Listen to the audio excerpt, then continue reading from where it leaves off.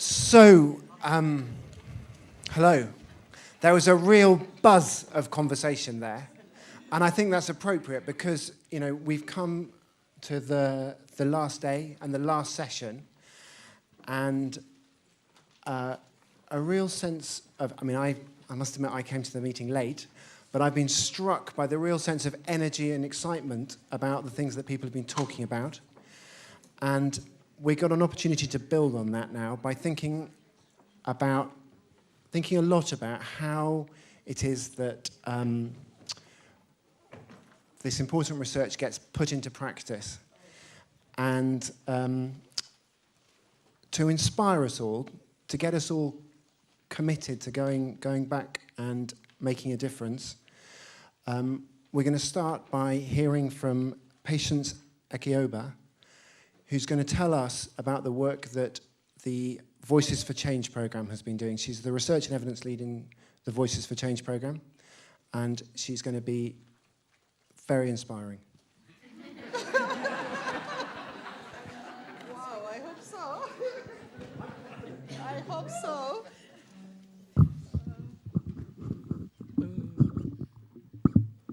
Thank you. I have been put on the spot. I'm in trouble this evening.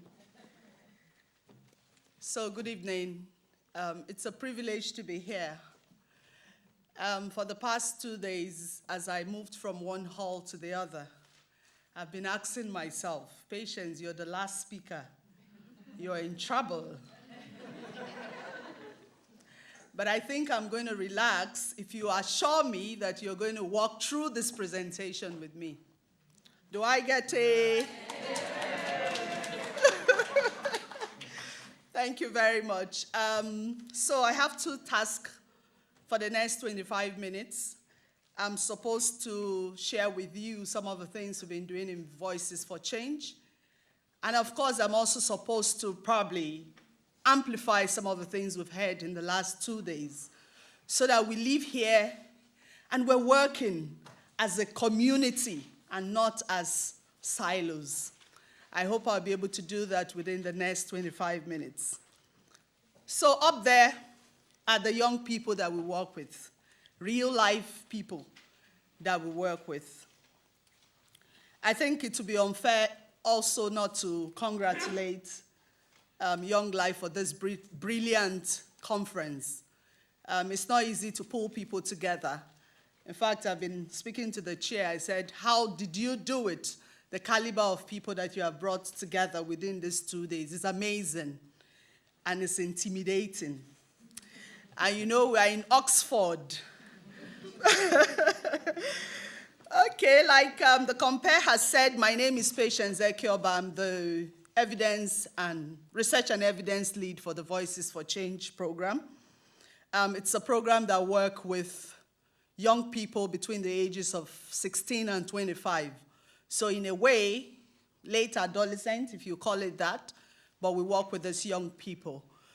We work with these young people within post-secondary institutions, so colleges, university, polytechnic, and of course, we also reach out to a lot of our young people using, other means and other strategy. But I think that I need to, I had prepared this presentation, so I'm going to go through it.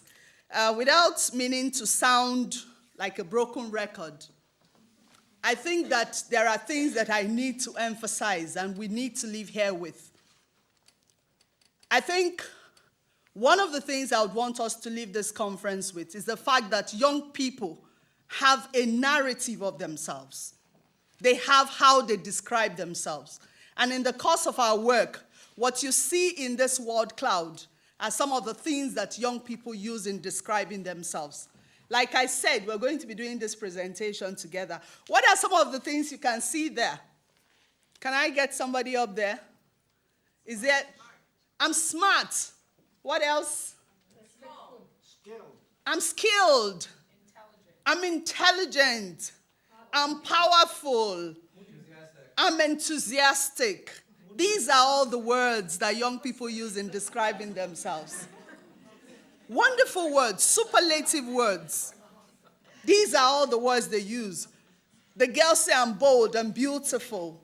These days, if you're fat, you don't say I'm fat, you say I'm bold. Like me. So these are the words that young people use in describing themselves. And unfortunately, if we fail to recognize it, we're just going to be going round in circle. I worked with ActionAid for 8 years before I moved on to Voices for Change, and I had the privilege of working with different kinds of young people. But honestly, if you miss this, then you miss everything. Let's see what the old people say in question mark. Please, can we say some of the things you're saying up there? Mischievous, rebellious, exuberant, stubborn, heady. In fact, at some point, I had to remove some because they were scaring me, you know. Is there a misunderstanding? Yes, there is. I think we fail to recognize that young people are dynamic. So what they call creativity, you call it rebellion. And you want to program for them? We've got to take that hat off our heads if we're going to program right for them. So what are we saying? We've got to change the narrative. And it's going to start with you and I. You know, there's something I've noticed. Some programs come with this rescue attitude. We have come to rescue young people. They are drowning, so we've come to rescue them. So rather than maximize the potentials that these young people have, we're there celebrating all the negativity. It's not only the parents that are guilty, even practitioners are guilty because of the things that we say. So what's the message? We've got to flip and repurpose the negativity. We've got to maximize the energy. Turn it around, turn the restiveness around. We've got to tap and exploit the creativity, the rebellion. Please begin to see it as what? Creativity. A need to be different.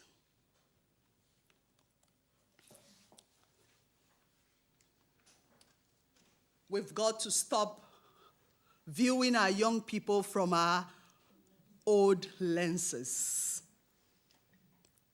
And I don't mean to offend with this, but honestly, these are some of the things they see. This is the way, this is part of why we have all the problems that I've listed there. I was reading our sexual reproductive health policy, and all I was saying was how they're going to tackle all the challenges that young people had. And I was looking out to see how they're going to maximize the strength, the possibilities that these young people have. And I didn't quite see that. So these are the kind of frameworks that we carry around and we want successes. So program and policy designs are skewed, are limited because of the way we look at young people. Implementation is also ineffective because of the same reason. Sustainability. The young people say, you created it, you sustain it. It's your program. So these are some of the thoughts that I want you to have leaving this place. I'll get back to it again, but let me quickly run through what Voices for Change has been able to do. Sorry, it's a bit, the schema is somehow, but I'll quickly run through without boring you. Like I said, is a program that targets 15 to 25, and what we have decided to do is actually to program for these young people, but not in isolation, because they don't live in isolation. So there are people who live with these young people, whether they are academia, whether they are their parents, whether they are traditional and religious leaders, whether they are media personality, whether they are celebrities. These are people who influence our young people. And we felt that while we're doing all the beautiful safe spaces, talking to these young people, we've also got to target those those other people who directly or indirectly influence young people. So it's a DFID program. It's a 4-year program. We are at the 3rd lap of the program. And it's actually made up of a consortium of Palladium International, Social Development Direct, ITAD. There's a local partner called RAPA. These are all the people that have come together to actually do this. And what do? We've taken a social norm approach to the way we work. My sister here today was actually presenting, and she's right, that we have beautiful norms in Africa, that we can lash on to promote our cause. But we also know that we have the worst obnoxious practices ever in Africa. So what we've decided to do is to take a social norm approach. We believe that if we're able to change a reference group, we're able to change individuals, change a community, and then they support each other, change will be sustainable. Because what we're looking at is actually transformative change and not just one of those one-offs. So that is the way we work. And then, what are some of the programs that we do?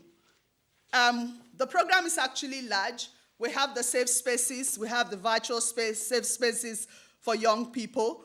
We also have a different unit that is actually working with traditional and religious leaders. We have our media work, and that is extensive. I'll talk about that shortly. And then we have a unit that is actually looking at legislation. Before the V4C came on board, CEDAW was not passed in Nigeria. All efforts over 25 years to pass it proved abortive. So part of what we're doing is we're actually trying to change social norms as well as legal norms. We believe that if there's a system in place, people will stop the level of impunity that we see every now and then. So one of the things we celebrate in the program is the fact that we were able to get the CEDAW passed in another branding. We call it the Violence Against Persons Prohibition Bill. It doesn't matter what cover. The thing is that all the provisions are there. We're able to take care of our young people. We're able to take care of our women. Some of the innovations that we've taken to our work, we created what we called a purple world. Some of us, I have some T-shirts for some of us. If you mix a brand of blue, which is usually associated with boys, and then pink, you get a kind of shade of purple. And we say, okay, we'll use these to create a brand. So we call it the purple brand.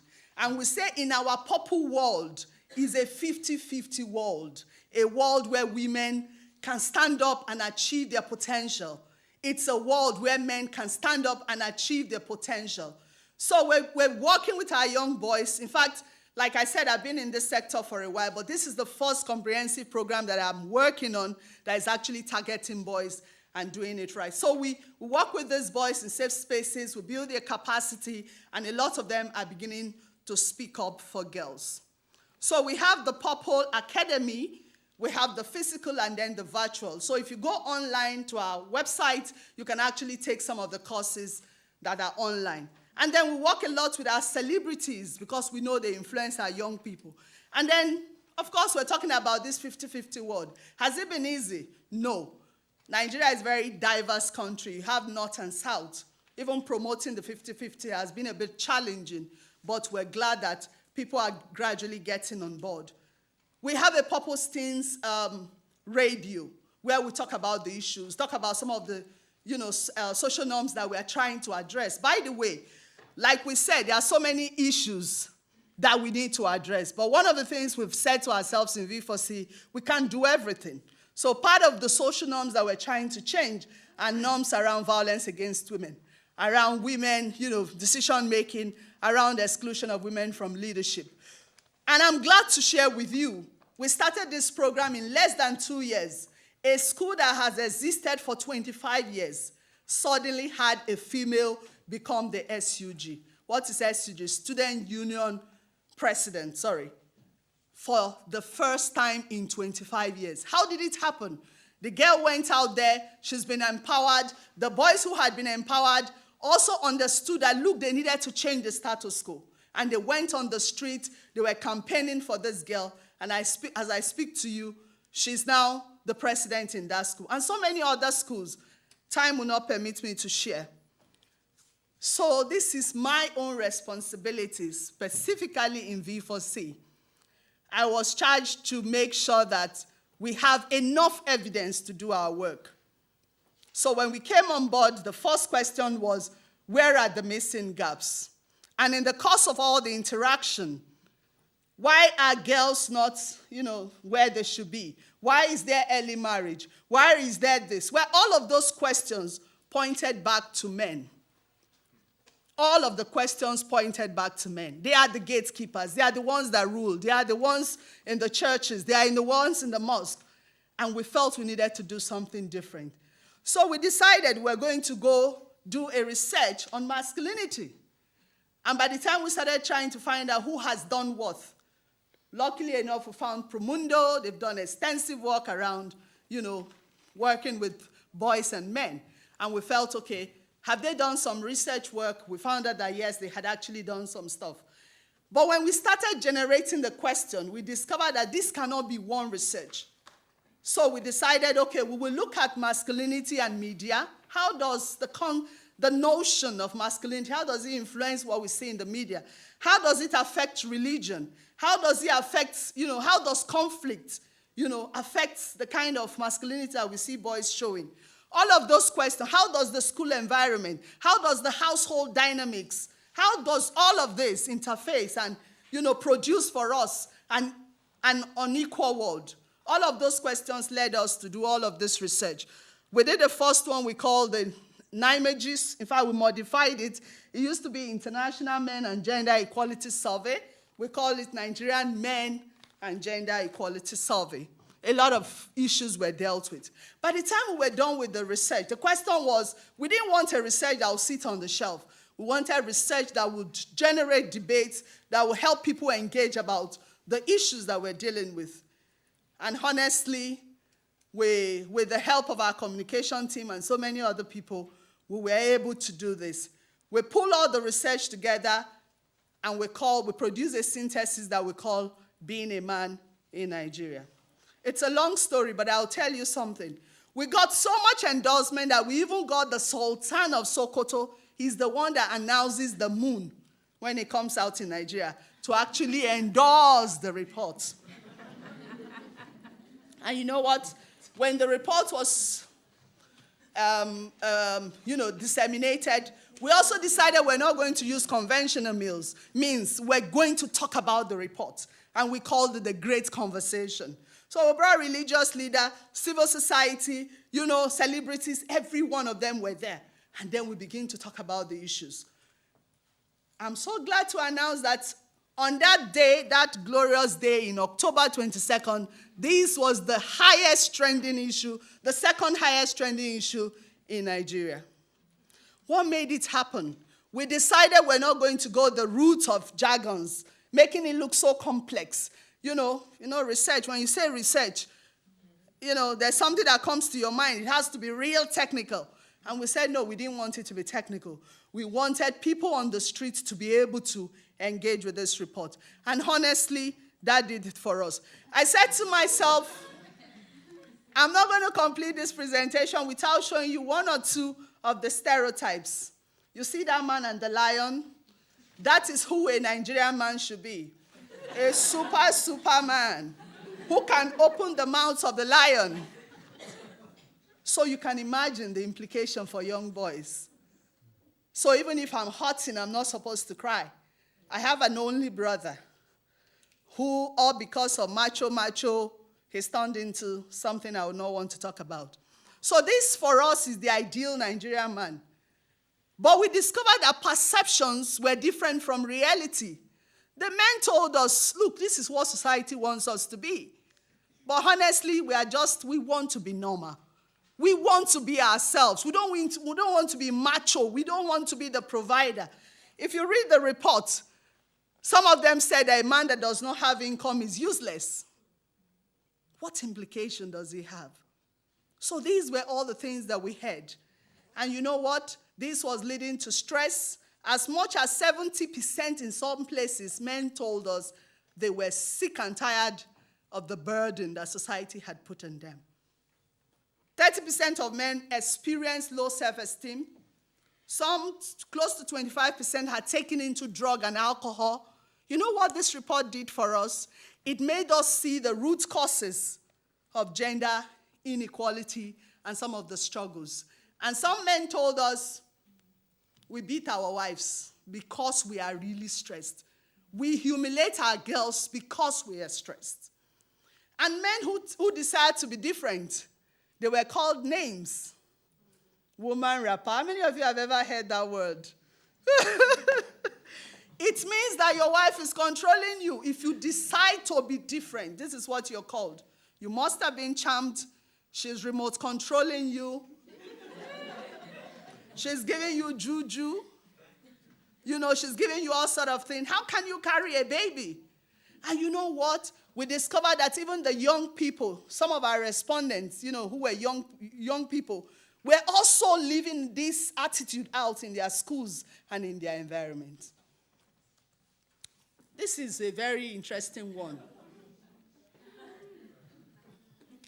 Stereotypes. How did they think a girl and a boy and a woman?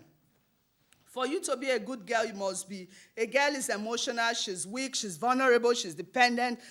For women, you have to be respectful, you have to be submissive. As much as 80% said to us, you have to obey your husband in all things. By the way, the respondents of this research were from 18 years to 60 years. So what I'm presenting is not just from the adults.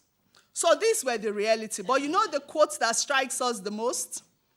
That's the chicken there. They said to us, an eagle was born to fly high to the peak of the sky. No matter how you train a chicken, it will never fly like an eagle. And the person who said this was a young boy in Lagos. These are the stereotypes that people carry in their head, and we're looking for an equitable society. How far can we go? This was really worrisome for us. So you see the chicken there, imagining itself to be what? An eagle. It's never going to happen with a society that has so much stereotypes in their head. So, this is what we've been able to do. I asked myself, within the small time you have, what can you talk about? But I think it would be good to actually emphasize some things, apart from what V4C has done. I've not been able to share with you some challenges we had. Has it been a rosy program? No. There's been challenges. The virtual space is not easy to manage. It's expensive. But all the same, we've been able to report great. I actually forgot to share with you some of the statistics, some of the numbers. We've been able to reach thousands of young people. They are able to interact within that virtual space. Wonderful stuff. They're taking action. They're speaking out. They're mobilizing their own community. So part of the other things I want you to take away from this place today is that we cannot but overemphasize youth leadership. The numbers are great. We have been told 1.8 billion people living on this planet Earth are young people. The question is, what are we going to do with them? Are we just going to sit back and allow people to indoctrinate and, radicalize our young people? Or we're going to draw on their strength, on their number, on their ability to make change? As we sit on our desk, as we're planning programs, how are we maximizing all of that? In a recent study that we did in V4C, because we're thinking of a second landmark research, we decided to do a scoping study to actually find out what is it? Where are we with youth leadership? We actually discovered that we are at the point where they are still what? Beneficiaries. We plan the program, we hand it over to them, and we expect them to actually manage it. When I say manage, they're not leading, to be part of it. We've got to move beyond that to making them partners, to making them what? Leaders. They need to sit with us on the driver's seat to make sure that we achieve what we want to achieve. The second thing I want to talk about is that we need to recognize and address stereotypes and negative social norms on masculinity and femininity. So that young girl who has been told she's a chicken, you can bet spend all the money in the world on her.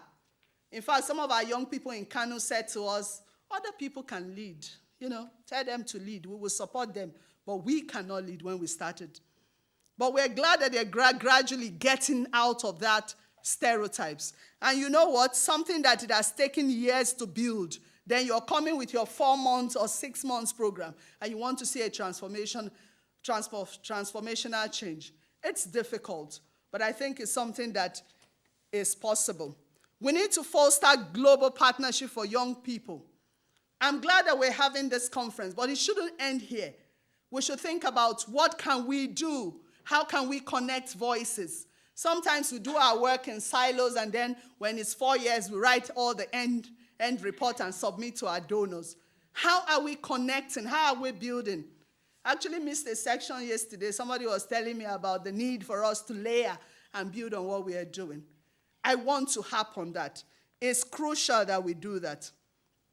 We need to create global accountability. A monitoring framework is needed.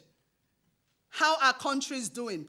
The gender gap index is fantastic. It allows countries to sit back and say, okay, so how are we faring? Can we also have something that helps us to monitor the progress that we're having with young people?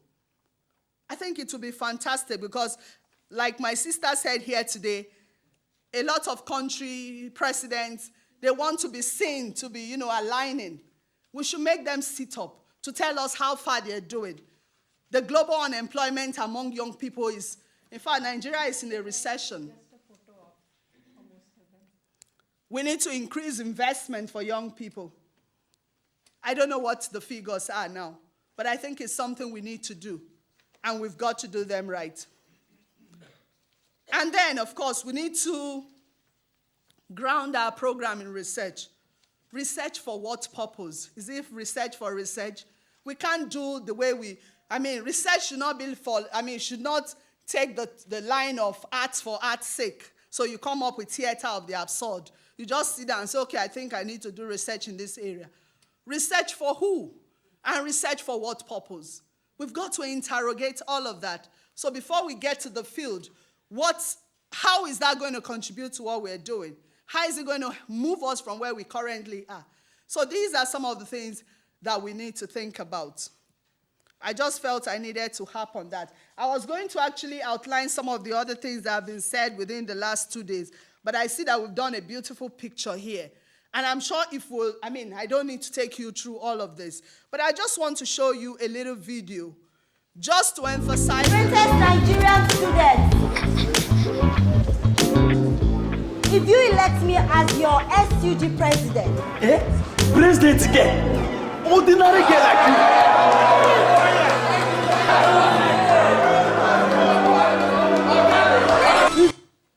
If you elect me as your SUG president, I will ensure free transport for students within campus. This is a serious candidate.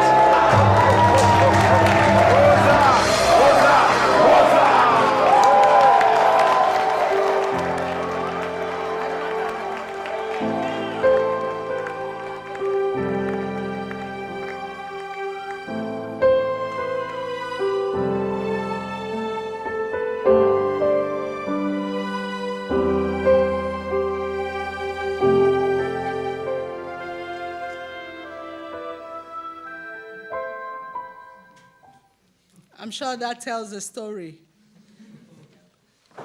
Stereotypes still exist. And if we must make the world in the image that works for boys and girls, we must look at the differential impact that gender inequality has for our girls and especially those in some of our undeveloped countries. Thank you very much for listening.